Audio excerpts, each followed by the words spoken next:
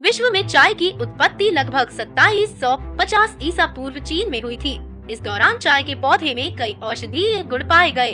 किंवदंती कहती है कि शेन नुंग नाम का एक सम्राट एक जंगली चाय के पेड़ की छाया में बैठा था। कुछ पीने का पानी उबाल रहा था जब एक हवा ने पेड़ से कुछ पत्तों को बर्तन में उड़ा दिया और पानी को एक ऐसा स्वाद दिया जो उसे स्वादिष्ट लगा। उन्होंने आगे प्रयोग किया और पाया कि इसमें औषधीय गुण होने के साथ साथ मनभावन स्वाद भी है। उन्होंने चीनी लोगों से पूरे देश के लाभ के लिए पौधे की खेती करने का आग्रह किया। समय के साथ वह चाय के लेजेंडरी फादर बन गए। चाय के सेवन के शुरुआती दिनों में पत्तियों को तोड़कर पानी में उबाला जाता था ताकि एक कड़वा काढ़ा तैयार किया जा सके। पत्तियों का मुख्य रूप से एक औषधि के रूप में और दूसरा आनंददायक पेय के रूप में उपयोग किया जाता था। चाय को पूरे चीनी साम्राज्य में एक लोकप्रिय पेय बनने में 3000 साल से अधिक का समय लगा। 600 से 900 ईस्वी में तांग राजवंश के दौरान चाय की लोकप्रियता को एक कर लगाने से पहचाना गया था। 1368 से 1644 ईस्वी में मिंग राजवंश के दौरान उबली हुई और सूखी ढीली चाय की पत्तियां लोकप्रिय हो गयी। हालांकि ग्रीन टी की इस शैली ने चीन के बाहर अच्छी तरह से नहीं रखा या यात्रा नहीं की। चीनी व्यापारियों ने अपनी फसल की रक्षा के लिए इसके पत्तों को सड़ने से बचाने के लिए भूनना शुरू कर दिया।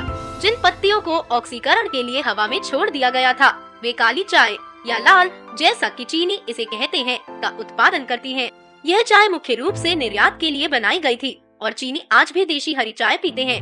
यूरोप में सबसे पहले डच लोग चाय पीते थे। 1610 में इसकी शिपिंग की जाती थी। 1650 के आसपास ब्रिटेन में इसकी शुरुआत हुई थी।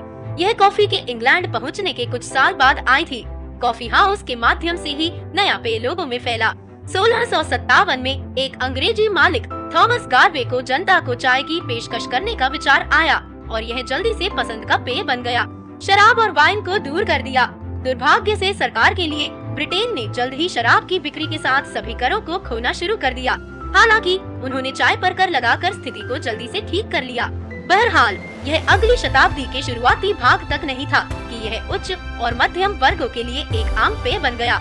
जब कॉफी की दुकानें सम्मानित लोगों के लिए बहुत बदनाम हो गयी, तो लंदन के आनंद उद्यानों में रॉयल्टी, अभिजात वर्ग और सामान्य कामकाजी लोग चाय लेते थे। 1772 में अमेरिका में ग्रेट ब्रिटेन के उपनिवेशों में चाय कर समस्या पैदा कर रहा था, जबकि अमेरिका के लिए बाध्य वस्तुओं पर कई अन्य करों को निरस्त कर दिया गया था। चाय के 3 पेंस प्रति पाउंड स्थिर रहे। यह दिवालिया ब्रिटिश ईस्ट इंडिया कंपनी को ऑफसेट करने के लिए था। 5 साल की अवधि में उपनिवेशों ने लगभग 20 लाख पौंड चाय पर शुल्क का भुगतान किया।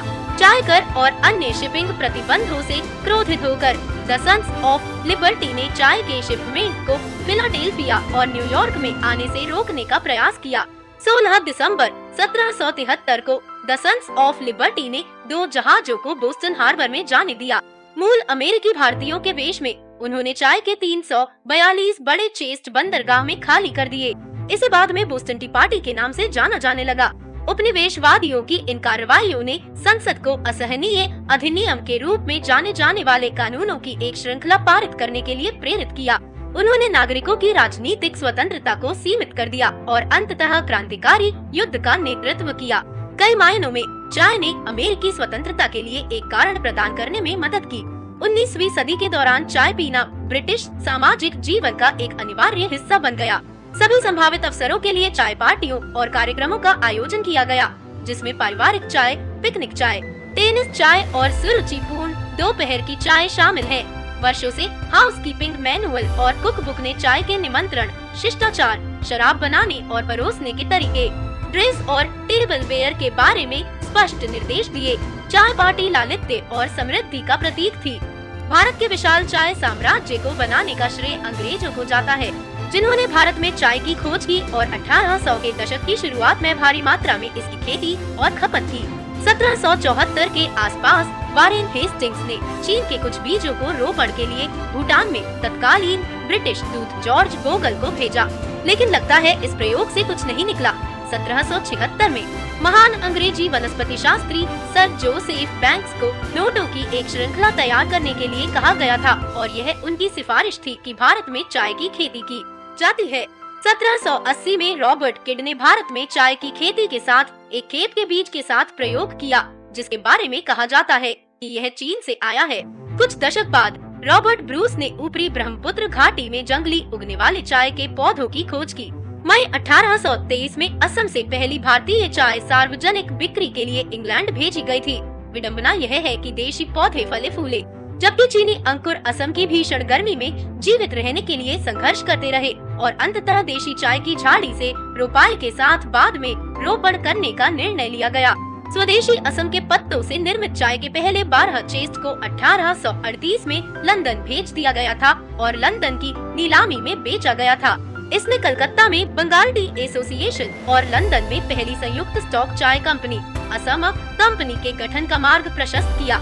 इसकी सफलता को देखते हुए चाय की खेती करने के लिए अन्य कंपनियों का गठन किया गया। कुछ अन्य अग्रणी कंपनियों में जॉर्ज विलियमसन और जोरहाट टी कंपनी शामिल है। असम की ब्रह्मपुत्र घाटी में एक सफल उद्योग स्थापित करने के बाद हिमालय और भारत के अन्य हिस्सों की तलहटी की पूरी श्रृंखला में चाय उगाने की व्यवहार्यता का पता लगाया गया।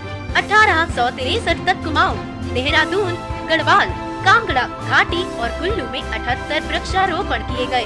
1835 में वर्तमान दार्जिलिंग जिले को ईस्ट इंडिया कंपनी को हस्तांतरित करने और 1840 के दशक में प्रारंभिक परीक्षणों के बाद 1850 के दशक में दार्जिलिंग में व्यावसायिक वृक्षारोपण शुरू किया गया था और 1874-113 तक 18,888 एकड़ चाय को कवर करने वाले बागान खोले गए और उत्पादन 3.9 पाउंड मिलियन तक पहुंच गया। उद्योग की समस्याओं का सामना करने के लिए श्रम और कानून और व्यवस्था के मुद्दों, संचार, बाजारों के विस्तार की आवश्यकता और चाय की पैकेजिंग का सामना 1881 में किया गया था और United planters association of southern India का गठन किया गया था। 1895 में बना था। 1853 में भारत ने 183.4 टन चाय का निर्यात किया। 1870 तक यह आंकड़ा बढ़कर 6 टन और 1885 तक 35,274 टन हो गया था। आज भारत 13,000 बागानों के साथ दुनिया के सबसे बड़े चाय उत्पादकों में से एक है और इसके उत्पादन में 20 लाख से अधिक लोगों का कार्यबल शामिल है।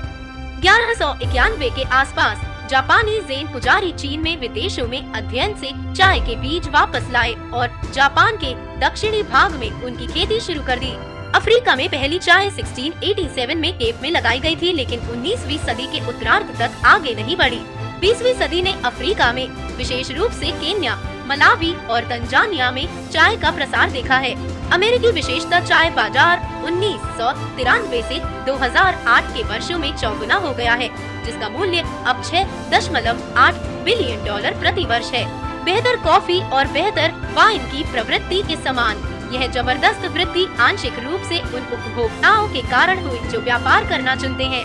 इस अवधि के दौरान विशिष्ट चाय घरों और खुदरा विक्रेताओं ने भी पॉप अप करना शुरू कर दिया।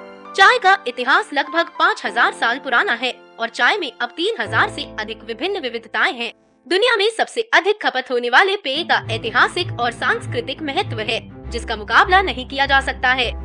अगर आपको हमारा कंटेंट पसंद है तो सब्सक्राइब करना ना भूलें।